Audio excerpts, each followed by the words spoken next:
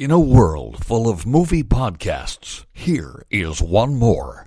Welcome to Defend Your Movie with Sean Donnelly and Andrew Fiore.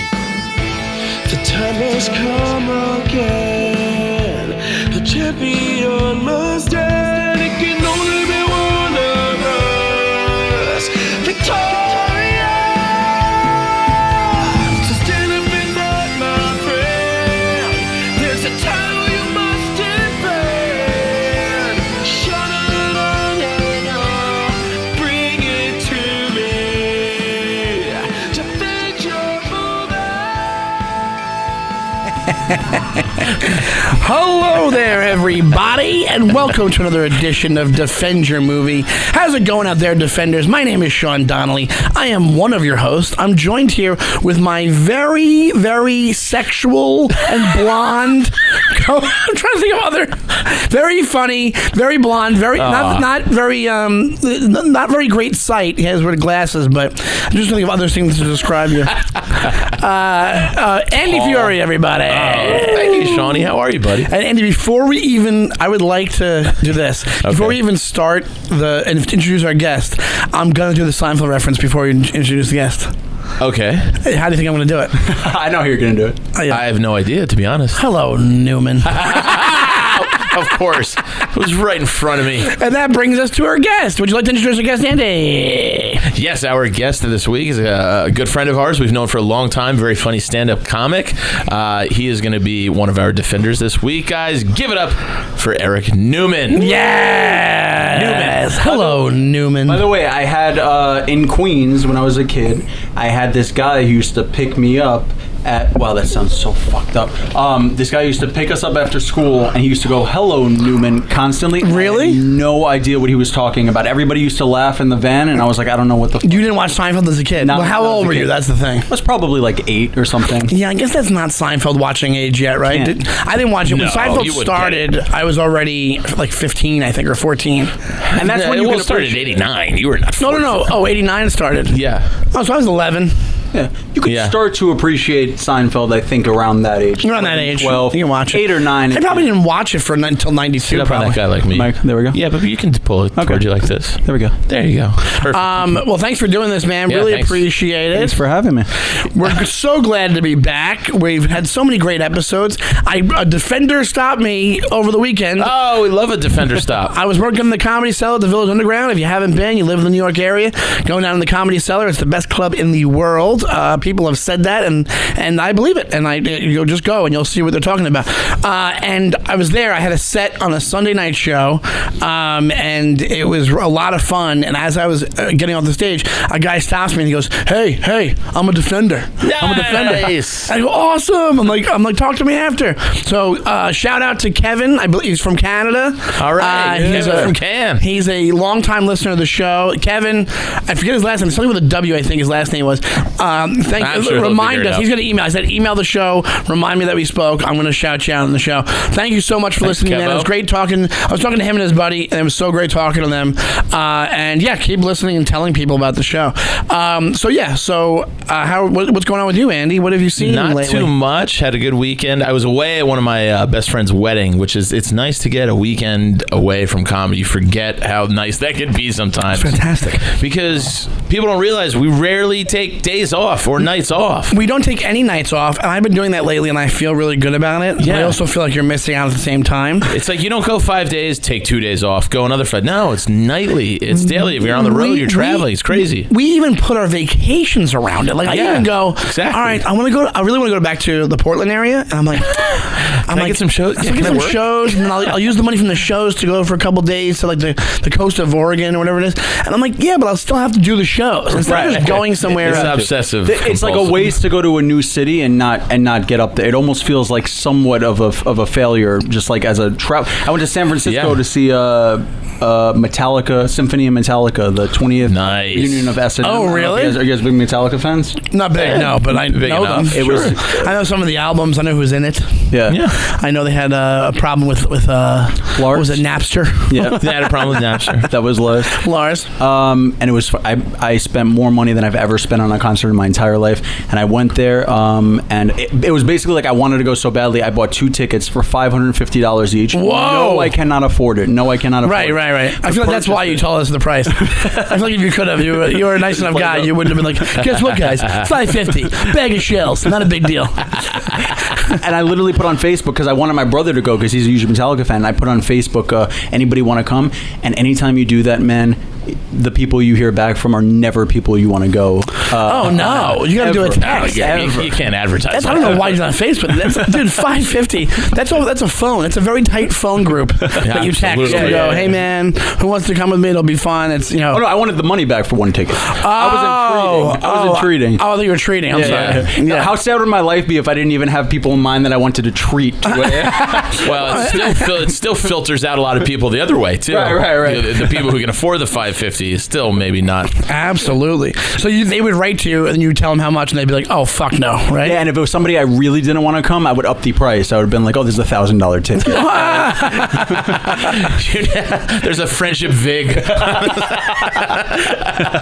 I'd be trying to get them to be like, yeah, I can't do it. The best would be if one of those people was like this before. Yeah, $1,000, no problem. They're secretly rich and you don't know about it. I love Metallica. $1,000, bro, I'll pay anything. Let's do it. I just want a chance to hang out with you, Eric. So the whole point was that I got to take like 3 days off. I was a groomsman and one of my best friends from college. Shout out Ryan McGinnis and Emily, his beautiful bride. It was so much fun. I know everybody's like, yeah, my college friends are great, but such a really fun group, and it was a beautiful weekend. The weather was perfect, so it was just nice. And then like literally last night, which was a Wednesday, was the first night I'd been stage in like 4 days, and you're just like, yeah, I don't remember my jokes.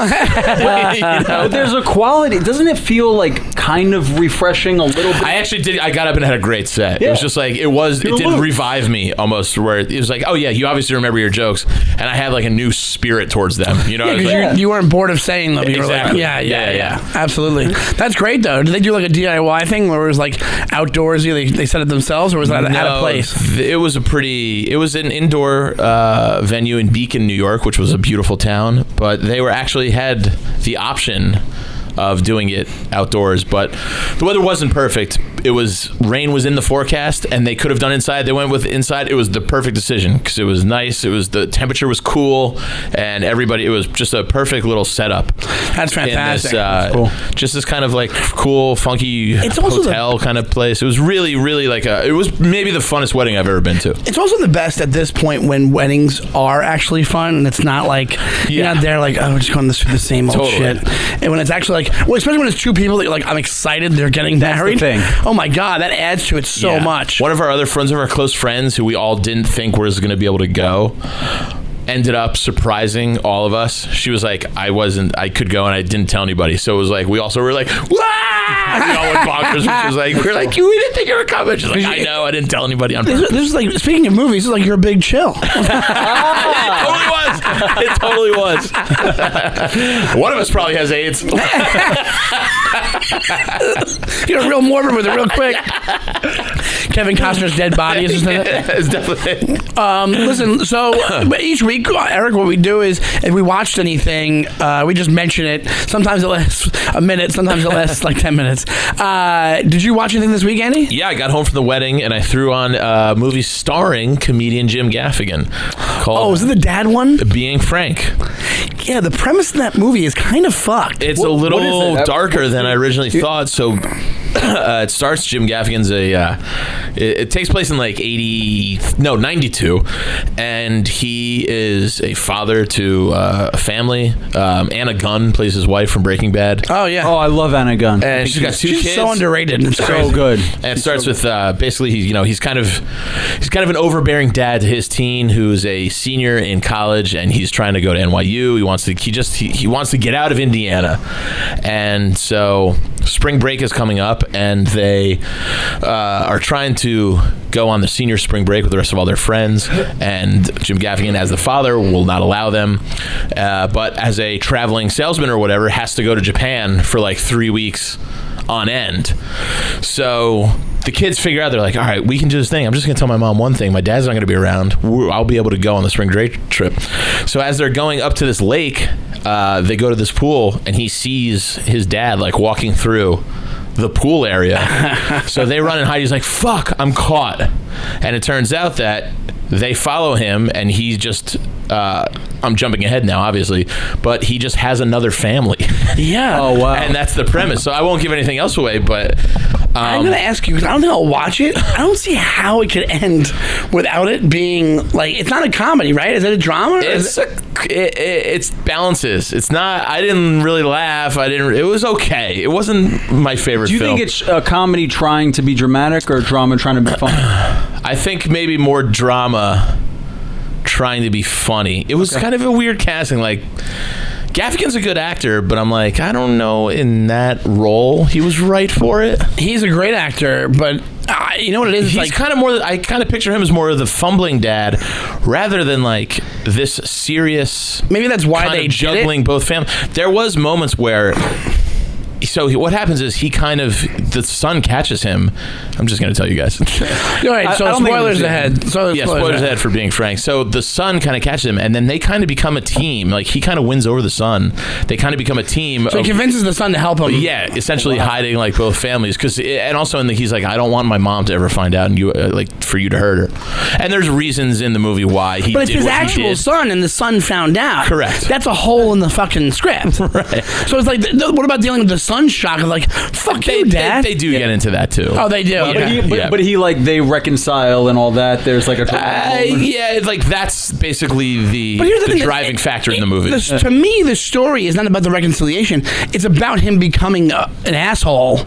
Like, if you have two families... Well, that was the comic relief of it. It was like, dude, you think this is my first close call before? You know, like, they kind of have those comic elements where the things he's doing to avoid getting caught. He's done before. Yeah. So... Which is funny, but it's also like, it's a super, like, there's so much tension in that premise. That's why it's... Right. But the weird thing is it's never been done before because how do you reconcile where he stays a good guy? He doesn't. Yeah, and it does resolve itself in the end. It resolves itself. Do you want to say how? We already said spoilers. Well, yeah, I mean, he comes out of it as the total loser. Like, he basically loses both families. Right, okay, that's the way it should go. That's how it probably would end in your life. But you know what's interesting? Because you said, like, good guy, the good guy label. As I, like, get a little bit older and, like, find myself in all these different weird situations and have people in my life who are in fucked up situations, the term good guy becomes, I think, more, like, complex, a little more. Because, yeah, he's doing shitty things, but sometimes it's like I sympathize with...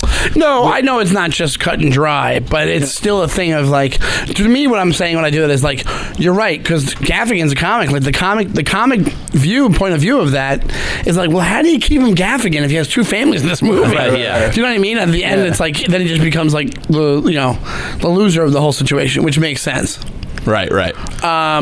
Well, so is it worth checking out, or is it not that great? I don't know if it was okay. I like Jim Gaffigan, and I wanted to see if he could be. He's not like it's technically the son's movie. And who is that? Who plays the son? Young actor. I don't know his name. It's good, but yeah, it was okay. It was okay. It wasn't the greatest movie, but it was all right. I checked out a couple things. I rewatched Pretty in Pink from back in the day. Really? Yeah. Pretty in Pink, and I get so nostalgic for it. I love John Hughes movies. Oh my god, I love him so much. Oh, they're the best. Are you into them? I feel like you're too young for those. No, dude, I love John Hughes, and I love anything in that genre, and like the romantic comedy genre when it's done, which I consider John Hughes movies pretty much romantic comedy, right? For the most teen angst, romantic. When that genre is done well, and it often is by John Hughes, it's my favorite genre. Well, my thing about watching those is that, first off, it's super nostalgic. Secondly, those movies were such big deals when I was little. Like, I watched them, like, my sister was like a teenager when they came out, probably, right? So, like, I would watch them because my sister would watch them, like Pretty in Pink or 16 Candles or Breakfast Club and all that kind of stuff. So they were like we used to watch them over and over and over again. So the soundtracks of those movies were so good, and just the whole feel of them was so much fun, and they like take me back to that time of my life. So that's why I enjoy watching. It's also like when John Cryer was cool, like when John Cryer wasn't John Cryer had like a few years where he was actually cool. Like he's Ducky, he's cool as Ducky in Pretty in Pink, and there's a movie called Hiding Out where he plays Maxwell Hauser. Do you ever see Hiding Out? No. Oh, if you've heard of Hiding Out, email defendyourmovie@gmail.com. It's one of those like 80s movies that nobody Keith, the kid Keith something is in it. Keith Moon. Not Keith Moon. I know. He's in it as his cousin, and it's a guy who's like a stockbroker, and he's being chased down by an assassin. Keith David, not Keith David. No, he's black. I know. Who's Keith David's the dad from Something About Mary. Yeah, you know him in a heartbeat. You know him in a second. And yeah, he's been in a bunch of stuff. But I watch these movies, and it's such a big deal to me. And yeah, watching John Cryer as Ducky, I just hadn't watched it in a long time, so I loved it. But the other thing I saw that was new, Murder Mystery.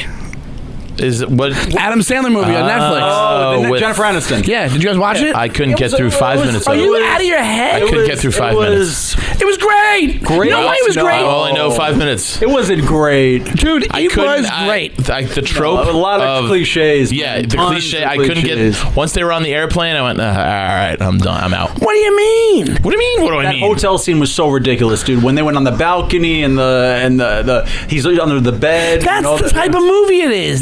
That's like a genre of movie. I didn't care to watch the rest of it. Here's the thing that I noticed. Hold on. Here's the thing that I noticed that was so great about it. Let me get my point out. That they really acted like a real couple in it. Like she would laugh, little laughs at his jokes during the entire movie. You never see that in movies. Like he would say something and she would smile and laugh. I think if she was laughing in real life, I think we just leave it in, I guess. But it was really kind of quaint and nice and like actually for real. Like it was a real deal kind of thing. But what did you not like about that movie? I don't know. I only didn't watch enough of it. I was like, I kind of was just like, all right, I know this movie. I knew what it was getting into it. I knew there'd be that hotel scene when they're on the balcony and they're almost gonna die and they fly back. But like there was, I don't know, maybe because the people in it were so good. And I like Sandler's great, man. And I like Jennifer Aniston. Jennifer Aniston's great. Like I have a newfound respect for her. You know what it is? I knew what it was going into it. I didn't think it was gonna be this brilliant. Right. Like, what do you think? It's murder mystery. They said I even heard something when it came out. There's this new style of movie that Netflix is gonna do. Shitty. The whole point. No, this was good though. The whole point of the movie is, and then you're right. This kind of seems shitty saying it. Is the whole point of the movie is that you can watch it while you're on your phone? Like yeah, come on. But here's the thing, man. This was fuck this generation. That's reality TV. That's right. That's what reality TV is. But it's not. This was like it was like funny, and it was like. What's the point of even trying? What's the point of even making the movie? But this was if you're good. Gonna have to split time between divorced parents of technology. It was good. Believe me, I enjoyed it because I knew what it was. All right, fair enough. Well, I'm not Shawnee gives it a positive review. I thought it was cute, but I just didn't think it. I thought some of the scenes were just like. Ugh. All right. Well, and then anything else? Randomly was watching like parts. I didn't watch the whole thing because I just flipped it on. I was eating lunch one day. It was the breakup, which you hate. I also don't enjoy the breakup. Is so underrated. I think you don't like Jennifer Aniston. It's not that at all. I actually love Jennifer Aniston. I love her in Office Space. She's great. Yeah. I'm not the biggest Friends fan, but I can see her appeal in Friends. Like she's one of the super talented. She stands out in Friends. She's super likable. Like name somebody like. Are you a Friends fan? I like Friends. Yeah. I grew up with it a little bit. I watch it more now than I watched it back in the day. I'm just trying to go through Jennifer Aniston vehicles in my head. I can't really come up with any. Breakup I think it's very underrated, man. It got trashed by critics. Fucking trash. It got destroyed. A lot of people don't like it, too. And I like it. Yeah, I like it, too. I think it's good. And Vince Vaughn, it's like, think about it this way, man. Vince Vaughn doesn't have too many things that he's that spectacular in. Well, he has like Wedding Crashers, Swingers. He's good in Maid. Here's the thing I think about Jennifer Aniston, too, which happens to the Seinfeld people, is she's so known as that character. She managed to do it okay. But it's hard to break out of the Rachel. Well, I think it's also a thing where here's the thing, man. Stereotype, whatever typecast. Yeah. It is hard to get out of that, but there's like also nothing wrong with staying in it. Because the thing is this, like. Yeah, I think there was like a Rachel. That's just her. I think that's just who she is. There's some actors who don't have that much range. She doesn't have like that much range. She's she stands out whatever she's in. Like she stood out in the Sandler movie. She stands out in Friends. She stands out. The Ben Stiller movie. She was great in that. Along Came Polly? You don't like it? Really? Oh my God! You hate Along Came Polly? Do you like Along Came Polly? Ben Stiller? It's funny. I think it's hilarious. You hate Ben Stiller. Oh, you don't like Ben Stiller? I'm a big Ben Stiller. How can you like him? Andy, I don't love him either, but hates comedies. Yeah. He likes Fast. If those are comedies, then yes, I despise them. Andy only likes Fast Times at Ridgemont High and Caddyshack. That's the only two movies he likes. That's not true at all. I'm kidding. I love two of our movies that we're defending today. Yes, let's get to it because we're going to spend all day on. That's not true. I love one of them. Well, we're gonna talk about it. You want to talk about the You're movies? going to love the one that I don't love. I know. Well, that's what you're here that's for, why you're pal. here. That's why you're here. Okay. I didn't even realize which side I was supposed to be on. You want to explain what we're doing today? For the meats and the potato. We got to have a little meats and potatoes jingle made up for it. We should. Maybe like a Thanksgiving dinner. When you're sitting down to dinner and Meats and potatoes. If any of the Defenders out there, if you do songs like that, contact us, defendermovie at gmail.com. 15-second little thing. When you're sitting down to dinner and you want to listen to a podcast, meats and potatoes. We all shoehorn it in. I don't know. I'm not good at writing songs. It's almost like you know what it is? Just a quick jingle. If a jingle like in Let's All Go to the Movie. Let's all go to the lobby. Yeah. Let's all go to the lobby. Let's all go to the lobby. Meats and potatoes. And grab some meats and Pete's. So yes, Eric, this is the meats of it's the bulk of the podcast. The real reason we're here this week, as you know, well, you don't know this yet, but you know, we thought we'd come up with. I texted Sean. He said, "What are we going to do this week?" And for some reason, something crossed my mind where I was like, "How about movies about smart people or intelligent movies? Not intelligent movies, but like movies about intelligence or something." I'm surprised you didn't ask about movies about weddings because you went to a wedding. You know what it was? I think I was talking about Real Genius the other day with somebody, and that might have popped in my head. Where I was like, "Oh yeah, we do some smart people movies." Both of these, in my eyes, beat Real Genius up the yin yang. Really? Real Genius, I'm not a huge fan of. Huh? Yeah. Well, comedy. So this might seem like a weird matchup, but you know that we don't mind. We do those a lot. Yeah. Weird matchup. I'm going to be defending, and I think Shawnee might as too. Rushmore, the 1998 Wes Anderson vehicle. I gotta stop saying vehicle. And Neumann. I think you also say. I was going to say project. Also, when the past couple times you've done it, you say vehicle, and then every time you go, I gotta stop saying vehicle. I have the memory of a goldfish.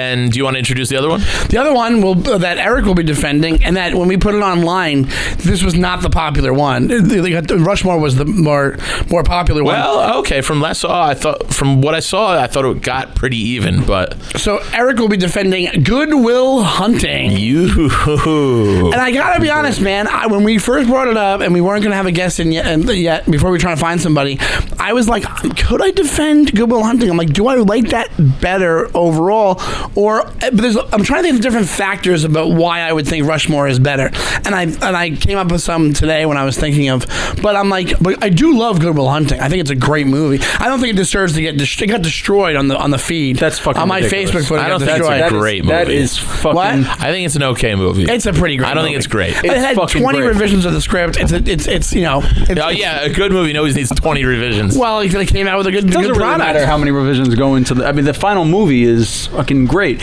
And by the way, when you put that on Facebook, I think I wrote something along the lines of like, it's close, but I'm gonna have to go with Good Will Hunting. After saying that, I sat with it for a while, and it started to bother me.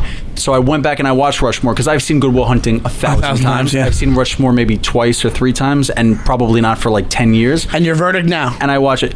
Good Will Hunting is far superior. Oh my God! Not even close. I watched it this morning. I couldn't be further from that. Before we get into it, if people are wondering why we're doing it, those are both movies about smart people that are like kind of out of place in their world. Exactly. Yeah. So that's where the connection. J.P. McDade, who we've had on the show, friend of the show. I don't see the connection, but Rushmore. By the way, see, well then you don't have an imagination, J.P. McDade. Why don't you go roast battle a tuna sandwich? I don't see the connection. Sean. I don't see the connection. By the way, the biggest connection comes very, very early on when Max, Jason Schwartzman, is having a daydream about solving the equation on the board in the first 2 minutes of the movie or something. Yeah, you're right. Which is like actually something you probably wouldn't remember about the my God, that's a good point. They're both social, not misfits. Max is a social misfit. They both don't fit into regular society in whatever their way.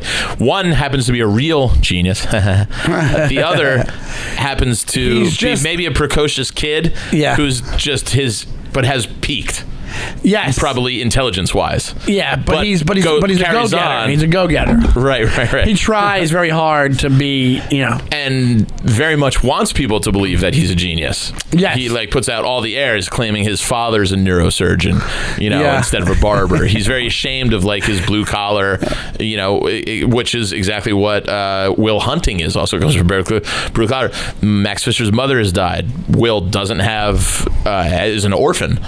There's a lot of similarities in the characters. We can start off with that. Would Max and Will Hunting get along in real life? No way. Not at all. No way.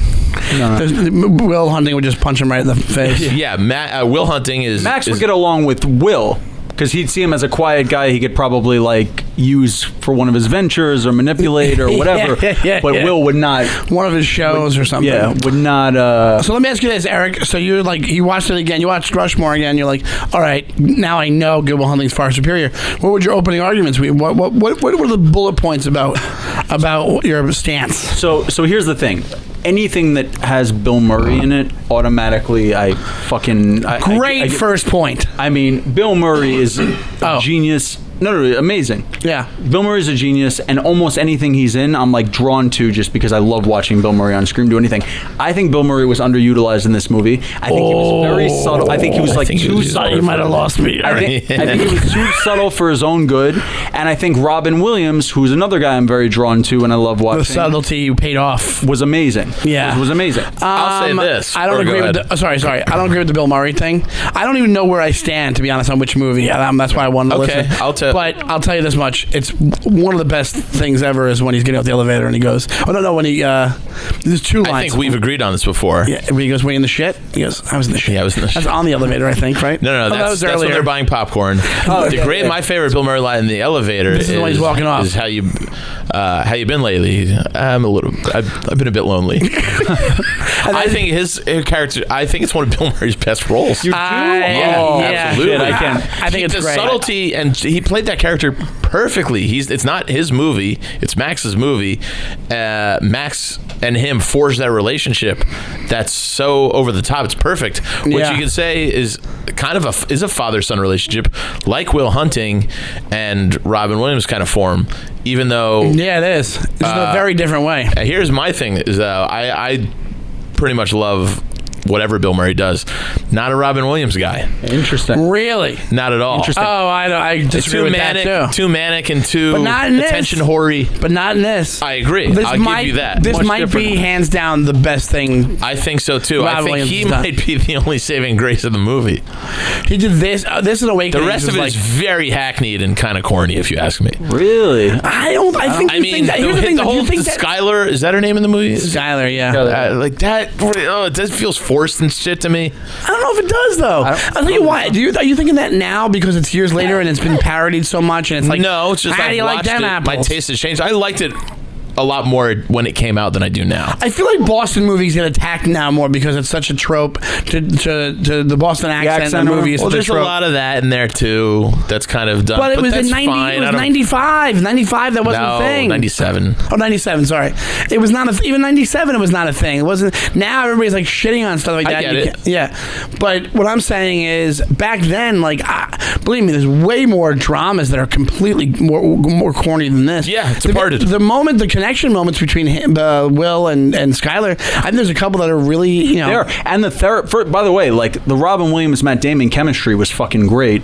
And some of those therapy sessions, and I think that therapy scenes in general just could be so fucking I'm giving you that. The saving graces of the movie was Robin Williams in the therapy. Yeah, the therapy scenes. The therapy scenes. Absolutely. But their connection was what essentially pushed the movie forward. And I mean, that's a major, that is the movie, essentially. The relationship between them. I'm going to give you this on Rushmore. Every scene is great. It's one of those where you go, I can find something in every scene. I can find something I love in every scene. Every scene of Rushmore? Yeah. No, that's not true. From start to finish. No way. Sometimes, might be a little bit hyperbolic. I feel Wes Anderson really misses, man. all right, then...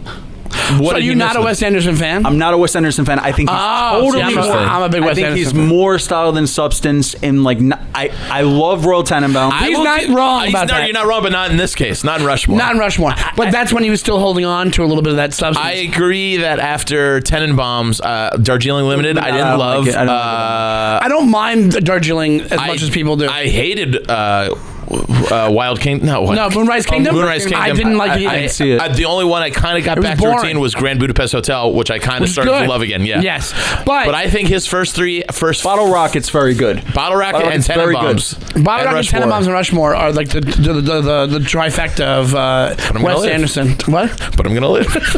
Dad, you weren't sick. Might be the greatest. But I'm gonna live. Might be the greatest acted moment. It It might be my favorite moment in all of movie history. Dad, you were never sick, but I'm gonna live. We're getting off topic. Gene Hackman, I mean. Gene Hackman's amazing. That's the thing, though. There's Wes also- Anderson finds those actors and puts them in those roles and gets that stuff out of them.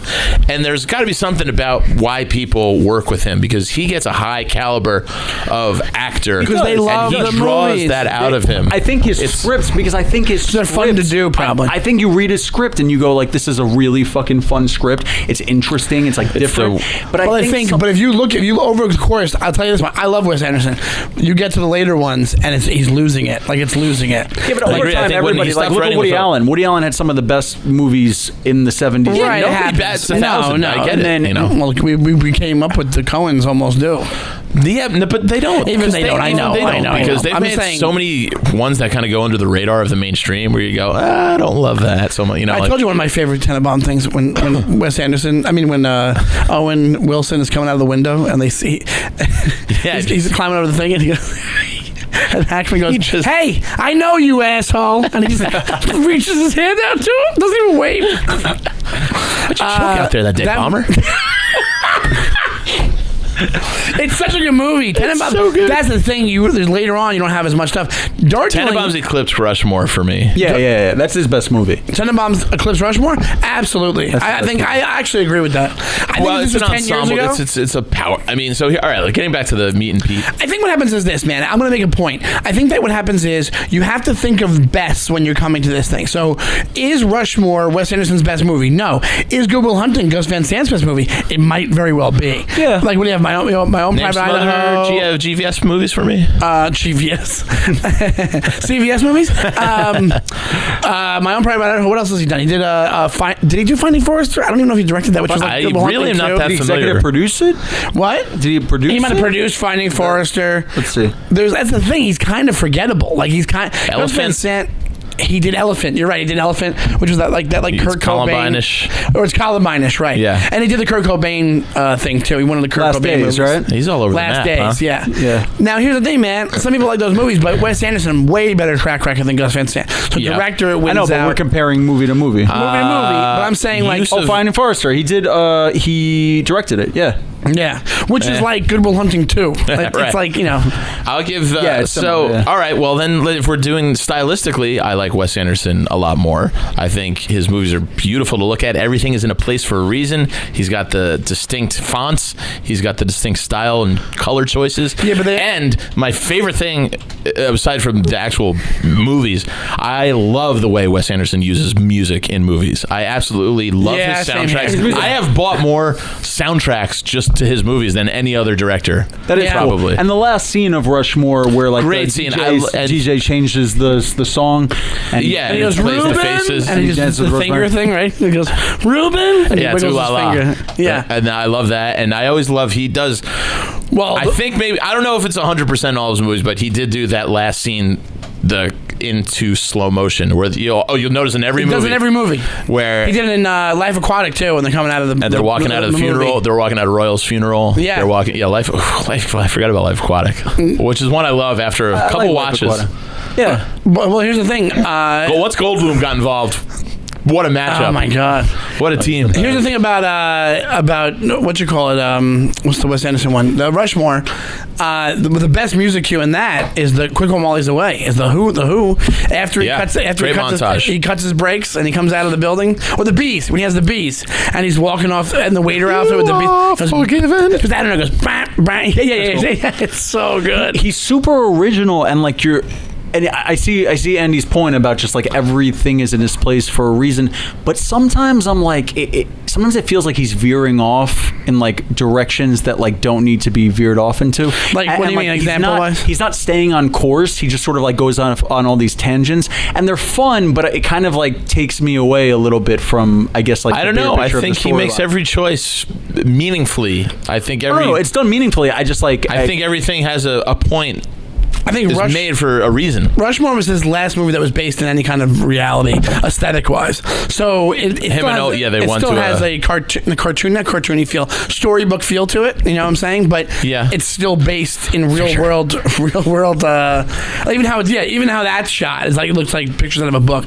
But like, or you know, whatever, a comic book, whatever it is.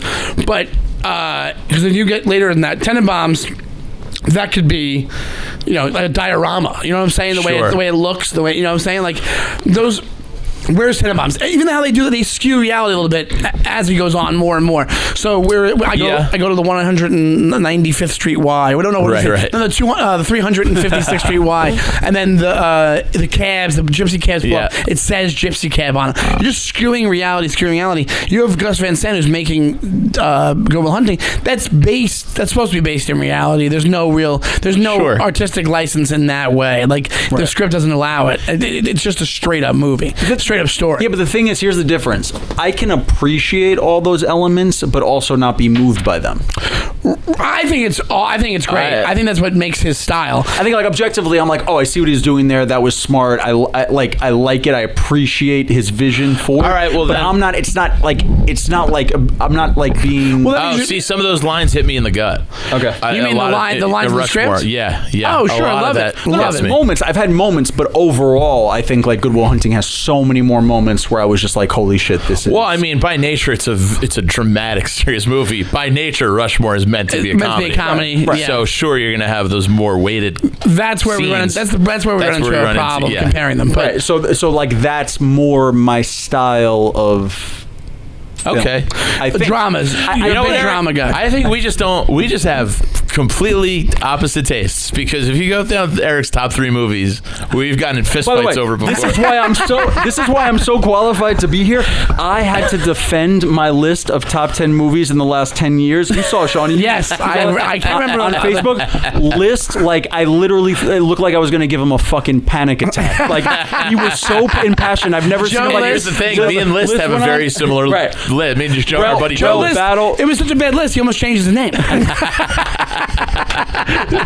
Joe, not Eric's list. Joe, not Eric's list. Joe, every list but Eric's. But I have a very particular taste in film, and I'm very passionate about it, and I like defend it to the death. And a lot of people disagree with me, and whatever, it is what it is. Yeah, that's why we do. That's literally why we do this. I got destroyed. Do you want to illustrate Andy's point? What's your top 3 on there? Do you think it'll be skew the listeners too much? I think I said. I forgot what they were. Stay true to your fucking roots. I wish I could find it now, but I think I put I think it's a top 10.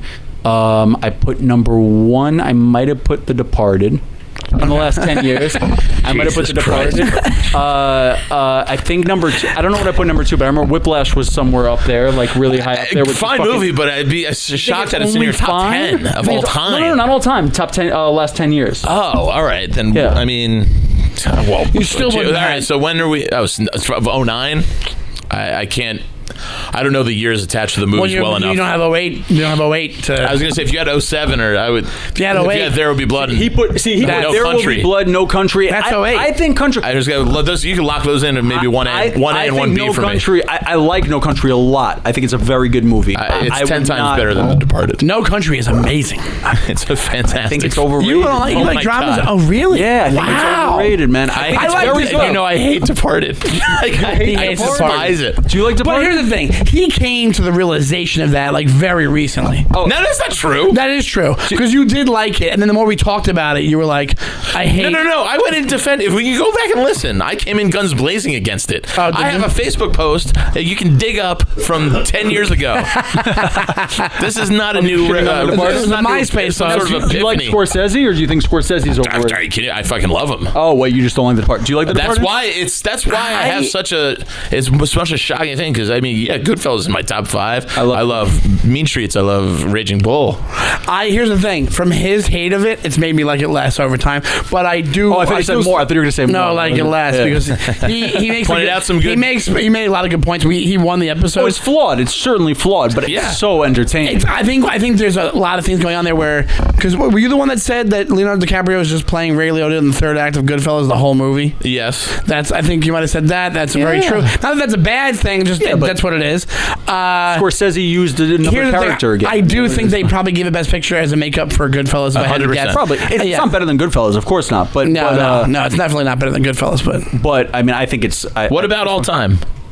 Well, you're asking my favorite or what objectively is top? Terminator. No, not objective. Terminator 2 is my favorite movie of all time. To me. Terminator 2 is my favorite movie of all time. You don't think it's a good movie? You don't think it's a good movie? It's a fine movie. It just blows my mind. That's at the top of your list. What's your favorite movie of all time? Jaws. I mean, it's a great film. Yes. Here's the thing, though, man. It's a great film, but it's just they're both action movies. Oh, come on. You just turned the pot over here. You're as flabbergasted as I am that T2 is his number 1 ever. Okay. I love T2. Trust me, I love T2. Here's where I'll meet you in the middle. Dawson's Creek is one of my favorite shows of all time. You're putting Eddie Furlong as the... Dawson's Creek is one of my favorite shows of all time. And what are we doing here? And Dawson has a poster of Jaws over his bed because he's a big Spielberg fan. I remember Dawson was a big movie guy. Yeah. It's his favorite movie too. Andy is so frustrated right now. You don't like do you like The Terminator?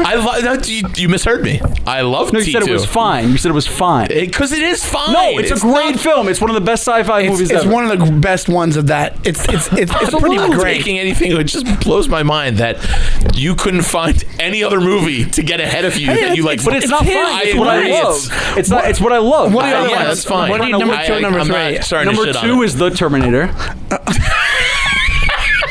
I'm sorry. I feel badly. It just boggles my mind. I go. By the way, I really don't pass up like The Godfathers, Goodfellas. That doesn't resonate more with you than Terminators. But I actually like that it has a unique taste. Absolutely. But I think Goodfellas is a better film than Godfather. Yes, I agree. I agree. I think it's more raw. I think it's like less organized crime and more like street. I'm with you on that. Yeah, but they're very close for me. Yeah. Goodfellas. I agree. Godfather's excellent. Goodfellas is undeniably fantastic. I think Goodfellas is as close to perfect. Goodfellas is staying up to date more than Godfather. Godfather's good. Nobody's watching Godfather anymore. It's going away. I don't know about that. Younger people, you can watch them ever. I think I think my nephew just graduated college and he was like not majoring film, but he wants to work in the industry. That's why. And well, what do you mean? I'm saying like non-people like that are gonna, Okay, but that qualifies. It's like nobody watches Buster Keaton unless you're taking a film class. Right. That's what it's becoming. It's going to become like you watch the movies Francis Ford Coppola because you want to see movie history. It's becoming movie history is what it's becoming. Well, anyway, so my favorite film, these were some of my okay. So I love Up in the Air. I think it's Up in the Air is great. I think it's fucking great. Up in the Air is great. Good movie. It's underrated too. Underrated. It's underrated. You want a better Clooney movie though? I was going to say Michael Clayton. Yes. Great movie. Oh, that's I was talking to James Manning about that. Might be in my top 10. That's in my top 10. That's definitely in my top 10. It's great. Michael Clayton is near phenomenal. I even forget what I put for my top 10 when we did it, but Michael Clayton is way better than Up in the Air, and it's not way. It's better. It's definitely better. It's way better. Way better. Michael Clayton. The script of Michael Clayton is one of the best things that's been ever done in Hollywood. It's great because it's such a smart script. It's just good storytelling and just great acting and just like none of that, stripping away all the bullshit of what you're talking about. Even with Good Will Hunting, you're talking about now, where it's like it becomes corny. It's this. There's no corniness to Michael Clayton. It's just straight up. It's great. It's fucking badass. And the last scene is amazing. The last scene of him in the cat taxi. Amazing. It's fantastic. It's fantastic. Social Network, I fucking love. Social Network's good. I've fought against it recently, I think. Yeah, I think you did. I can't remember. I was defending it. Pitted against it. Here's the thing that happens, Eric, a lot of times is that when we pit two movies against each other, it's not that I dislike the movie I'm fighting against. It's just I like one more. Yeah, so it's hard sometimes. So what were you fighting against? I can't remember what we did. I can't remember what we did either. Somebody add us on Twitter and try and figure that one out. Go back to the archives, the DYM archives. The DYM, the vault. Go back to the vault. I love Too many people know Moneyball. the combination. I love it. Second Seinfeld reference. I love Moneyball. I think Moneyball is fucking great. I like Moneyball. So you I'm like starting to Aaron? see- So I'm seeing a pattern here. Yeah, exactly. Terminator and Aaron Sorkin. That's it. That's all he loves. this Cameron, kid. some Cameron and some Sorkin. Yeah, some Cameron and some Sorkin. So here's the thing. What about Avatar? I think it's so overrated. Yeah. Yeah. It's that Cameron Avatar spent was so like- much of his later life. It was just kind of a fucking- novelty, right? It kind of came out, and then it was like, you needed to see it in the theaters, and that was it. Was it the first movie that cost $1 billion to? No, not That was the first one that had that like the 3D, Oh, that okay. real I was gonna 3D say, that's thing. Which insane. I don't go see movies in real 3D. I can't. If I have a choice, I can't. I don't Yeah, watch it's hard it. for me. The glasses on top of my glasses fuck me up. Oh, quick aside. Shoot. The Joker, when it comes out in October, Yes. I saw an ad they're going to have it in IMAX. Okay. I'd That go seems see it. cool. Yeah, that's pretty awesome. Leading me to my next Dark Knight? Dark Knight fucking Dark Knight's fantastic. There you go. superhero movie. I'll defend Dark Knight all I'll day. say agree. best superhero movie ever. I agree. Yes, I agree. I Going agree. that far. Yeah. I knew we get. Absolutely. I didn't think you I would knew like we get it. simpatico on Andy. one of these. Andy, I didn't think you were gonna love it. Oh no, I love it. Because I respect a good story and a good acting job and good structure. It turned the genre on its face.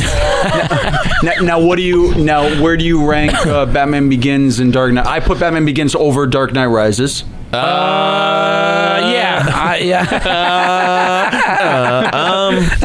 Switching gears. I kind of like Rises a little better, to be honest. Do you? Yeah, I think I like here's the Begins thing. better. I think Begins is probably a better movie than I think it is too. Rise The only is- flaw of Dark Knight is Maggie Gyllenhaal.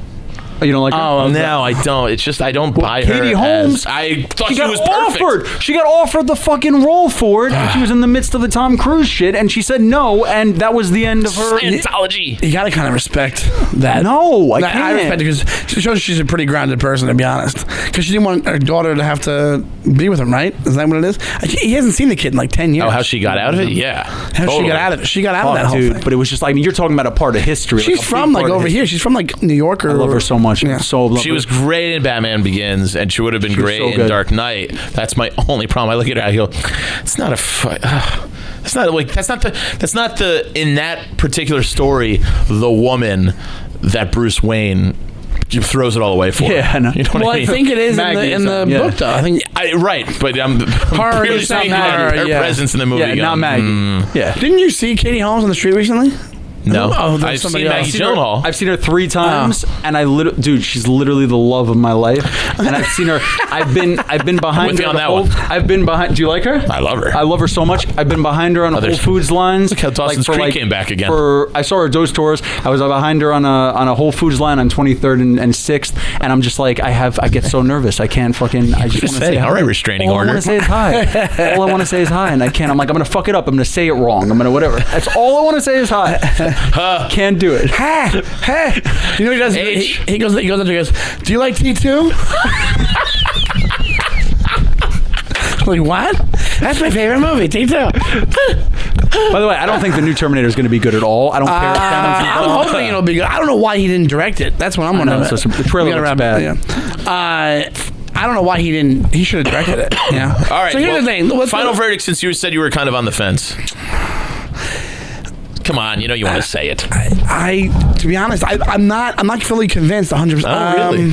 Interesting. Because here's the thing, I love both of those movies for the reasons that I said before. As far as like, we do outside elements go into it for us. We'll be like the director wise. All right, go cast. What? Cast.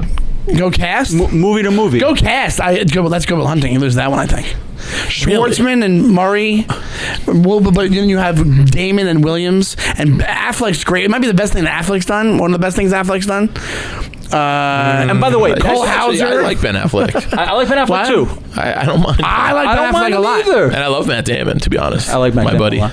Matt, oh, that's right, your friend. Did you meet Damon? Yeah, we had dinner one night. Oh, did you? Yeah. Where?